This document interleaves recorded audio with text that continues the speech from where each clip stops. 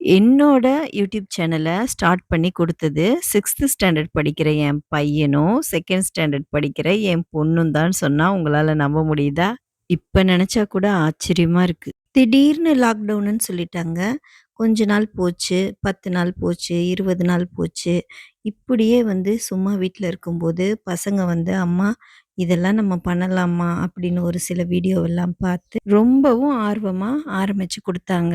ஆரம்பிச்ச புதுசுல எப்படியெல்லாம் வீடியோ போடக்கூடாது அப்படின்னு எனக்கு தெரியவே தெரியாது. பேக்ரவுண்ட் மியூசிக் குடுக்கறது, சின்ன பசங்க பேச்ச கேட்டுக்கிட்டு ஏதேதோ பண்ணி ஏதேதோ போட்டிருப்பேன். சொன்னா நம்ப மாட்டீங்க. ஒரு 500 வீடியோக்கு மேல நான் இதுவரைக்கும் டெலீட் பண்ணியிருக்கேன். நான் பண்ண பெரிய தப்பே அதுதான். ஏன்னா, லாக்டவுன் முடிஞ்சதுக்கப்புறம் வேலைக்கு போகணும் அப்படின்ற ஒரு சிச்சுவேஷன் வந்துடுச்சு. ஒர்க் ஃப்ரம் ஹோம்ல இருந்த வரைக்கும் எனக்கு வீடியோ போடுறதுல எந்த பிரச்சனையும் இல்ல. வேலைக்கு போக ஸ்டார்ட் ஆனதுக்கப்புறம் ரொம்பவே கஷ்டமா இருந்தது. இதெல்லாம் நம்மளால முடியாது அப்படின்னு சொல்லி 1 தடவ, 2 தடவ இல்ல.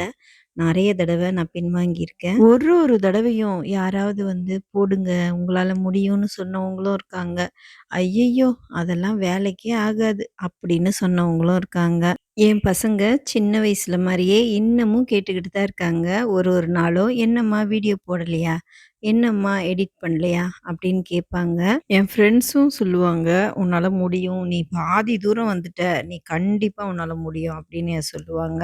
4 வருஷமா என்னால முடியும், என்னால முடியும்னு நான் இந்த YouTubeக்குள்ள வந்து வந்து போய்க்கிட்டு இருக்கேன். ஆனா இப்போ நம்ம தொடர்ந்து இதில வீடியோஸ் போடணும் அப்படின்ற ஒரு எய்மோட இருக்கேன்.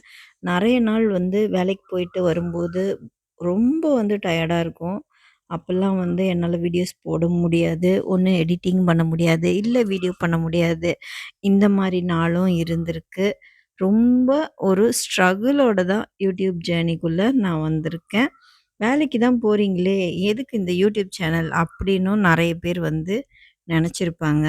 வேலைக்கு போய் சம்பாரிக்கிறது நம்ம வீட்டுக்காக, நம்ம குடும்பத்துக்காக, நம்ம யூடியூப் சேனல் போடுறது என்ன பொறுத்தவரைக்கும் எதுக்குன்னா, ஒரு ஸ்டேஜ் வந்ததுக்கப்புறம் எல்லாருக்கும் தனிமைன்னு ஒண்ணு வந்துரும். என்னோட பசங்க 2 பேரும் குட்டி குட்டியா இருந்த வரைக்கும் எப்பவும் சண்டை போட்டுக்கிட்டு, இந்த படிப்பு சொல்லி தரணும், இந்த சப்ஜெக்ட் எழுதி தரணும், இந்த மாதிரி ஒரு சின்ன சின்ன விஷயத்துக்குள்ளேயே போய்க்கிட்டு இருக்க நம்ம சர்க்கிள் என்ன ஆகும், கொஞ்ச நாள் கழிச்சு பசங்க பெரியவங்களா வளர்ந்துடுவாங்க. அவங்களுக்கு தேவையான படிப்பெல்லாம் சொல்லி தர்றதுக்கு நம்ம படிப்பு போதுமானதா இருக்காது. அப்போ அவங்க டியூஷனுக்கெல்லாம் போக ஆரம்பிச்சுடுவாங்கல்ல. அந்த மாதிரி ஒரு டைமும் எனக்கு வந்தது. அந்த டைம்ல ஏதேதோ யோசனை வரும். என்னடா யாருமே வீட்ல இல்ல, அப்படிலாம் தோணும். அந்த மாதிரி நேரத்தை எல்லாம் நாம எப்படி தான் கடக்கிறது அப்படின்னு தான் மறுபடியும் மறுபடியும் யூடியூப் ஜர்னிக்குள்ள வரேன். ஒரு சில ஹெல்த் இஷ்யூஸ் வரும்போது நான் அத ஸ்டாப் பண்ணிடுறேன். ஆனா என்னால முடியிறப்பல்லாம் நான் வீடியோஸ் போட்டுட்ருக்கேன். என்னோட யூடியூப் ஜர்னிக்கு என்னோட தனிமையும் ஒரு காரணம் தான். பாப்பா சின்னதா தான் இருக்கு. இருந்தாலும் அவங்க மேக்ஸோ, அவங்க சப்ஜெக்ட்ஸ்லாம் எனக்கு புரிய மாட்டேங்குது. எனக்கு ஹிந்தி எல்லாம் தெரிய மாட்டேங்குது. அதனால எனக்கு ஃப்ரீயா இருக்க டைம்ல நம்ம யோசனைய நல்ல விதமா செலவழிக்கலாம் அப்படின்னு தோணுச்சு. நான் வீட்டுக்கு வந்த உடனே செய்ற சமையலோ, நான் வீட்ல செய்ற வேலையவோ நான் வீடியோவா போஸ்ட் பண்ண மறுபடியும் ஆரம்பிச்சிருக்கேன்.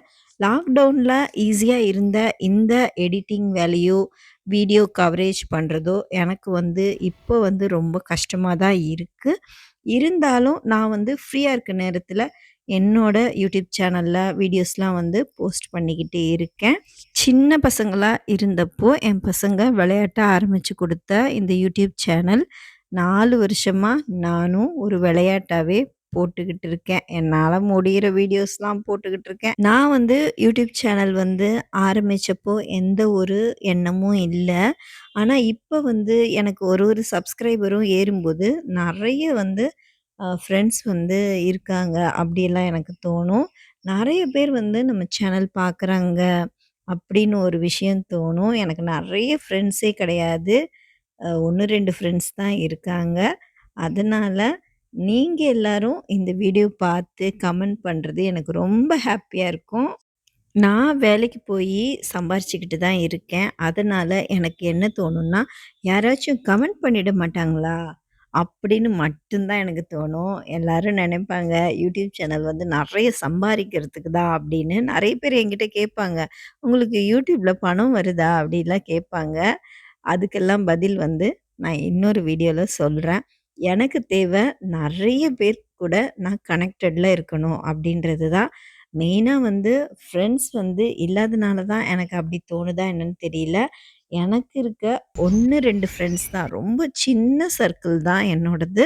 அதனால தான் நான் வெளிய வந்து நெறைய ஃப்ரெண்ட்ஸ வந்து தேடணும் அப்படின்னு நெனைக்கிறேன். உங்களுக்கு இந்த வீடியோ பிடிச்சிருந்தா லைக் பண்ணுங்க, ஷேர் பண்ணுங்க, கமெண்ட் பண்ணுங்க. மறக்காம ஒரு சப்ஸ்கிரைப் பட்டனையும் தட்டி விட்டுட்டு போங்க. அப்படியெல்லாம் நான் சொல்லவே மாட்டேன். உங்களுக்கு புடிச்சிருந்தா மட்டும் பாருங்க.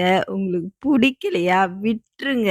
நம்ம யாரோடையாவது பேசுறோமா, மனச கொஞ்சம் அப்படியே சாந்தமா வச்சுக்கிறோமா, அத மட்டும் தான் நம்ம பார்க்கணும். நல்லா சாப்பிடணும், நல்லா தூங்கணும், வேலைக்கு போக உடம்புல தெம்பு இருக்கணும். இத மட்டும் தான் நான் எப்பவுமே நெனைக்கிறேன்.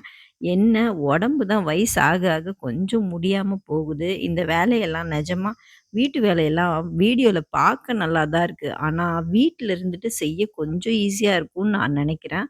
வீட்ல இருக்கவங்களுக்கும் நெறைய பொறுப்பு இருக்கு.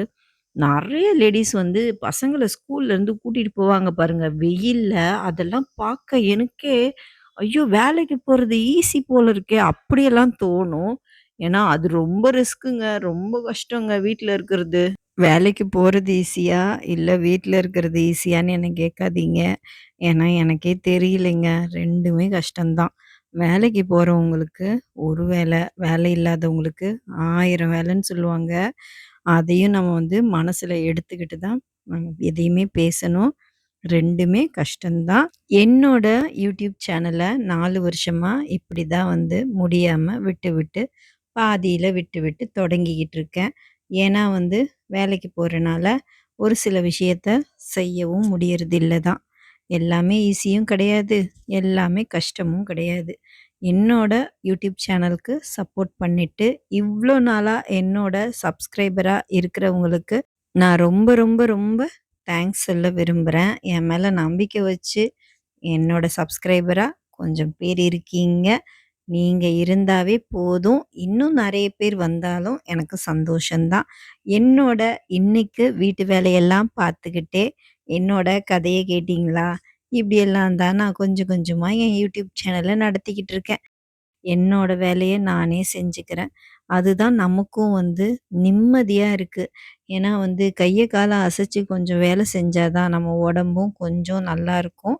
அப்படியே இருந்துட்டாலும் நம்ம உடம்பு ரொம்ப மோசமாயிடும்னு நான் எல்லா வேலையும் செஞ்சுகிட்டு இருக்கேன். அதுவும் இல்லாம இன்னும் ரொம்ப குண்டாயிட போறனோன்ற பயம் வேற. அதனாலேயே நான் என் வேலையெல்லாம் நானே செஞ்சுக்கிறேன். எனக்கு தேவையான எல்லா விஷயத்தையும் நானே பண்ணிக்கிறேன். என்னோட சேனல பார்த்தீங்களா? ஒரு வொர்க்கிங் மாமா இருக்க நான் செய்ற வேலையெல்லாம் பார்த்தீங்களா? வேலைக்கும் போயிட்டு, வீட்லயும் வேலை செய்ற என்ன உங்களுக்கு பிடிச்சிருந்தா, மறக்காம கமெண்ட் பண்ணுங்க. என்னோட யூடியூப் ஜர்னி இவ்ளோதான். ரொம்ப சிம்பிள் தான். சரி, இன்னொரு நல்ல வீடியோவோட நான் உங்கள வந்து சந்திக்கிறேன். பை ஃப்ரம் வொர்க்கிங் மாம் சீதா. எப்பல்லாம் தனியா இருக்கீங்களோ, என்ன பார்க்க வந்துருங்க. நானும் தனியா இருக்கும்போதெல்லாம் உங்கள பார்க்க வந்துருவேன். பாய். இன்னொரு நல்ல வீடியோவோட உங்கள வந்து பார்க்குறேன்.